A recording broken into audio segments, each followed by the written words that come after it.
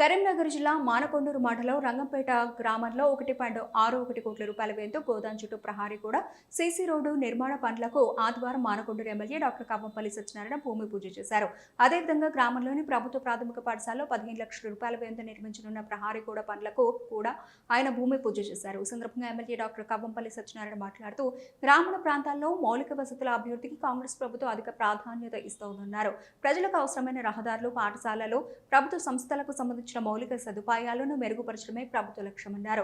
రంగపేట గ్రామంలో చేపడుతున్న ఈ అభివృద్ధి పనులను నాణ్యత ప్రమాణాలతో నిర్ణీత సమయంలో పూర్తి చేయాలని అధికారులకు, సంబంధిత కాంట్రాక్టర్లకు ఆదేశించారు. ప్రభుత్వ పాఠశాలలో విద్యార్థులకు సురక్షితంగా ఆహ్లాదకరమైన వాతావరణం కల్పించేందుకు అవసరమైన మౌలిక సదుపాయాలు కల్పించేందుకు కృషి చేస్తానని స్పష్టం చేశారు.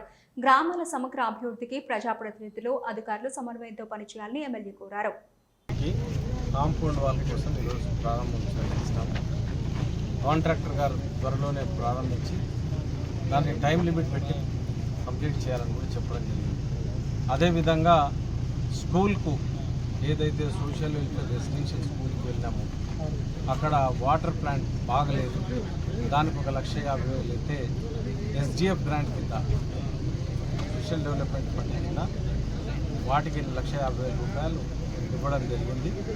మరి ఈరోజు అదేవిధంగా రంగంపేట గ్రామం లోపల ఈ స్కూల్ యొక్క కాంపౌండ్ వాల్ సంపూర్ణం కాకపోతే దాన్ని కూడా ఒక 8 లక్షల రూపాయలు ఇచ్చి 15 లక్షల రూపాయలు ఇచ్చి కాంపౌండ్ వాల్ పెట్టడము, అదేవిధంగా ఏవైతే రాళ్ళు కాంపౌండ్లో ఉన్నాయో వాటన్నింటినీ తీసేసి ఆ గ్రౌండ్ అంతా చదువు చేసి పిల్లలకు ఆడుకునే విధంగా చేయాలని ఈరోజు సంకల్పంతో దాన్ని ప్రారంభించడం జరిగింది.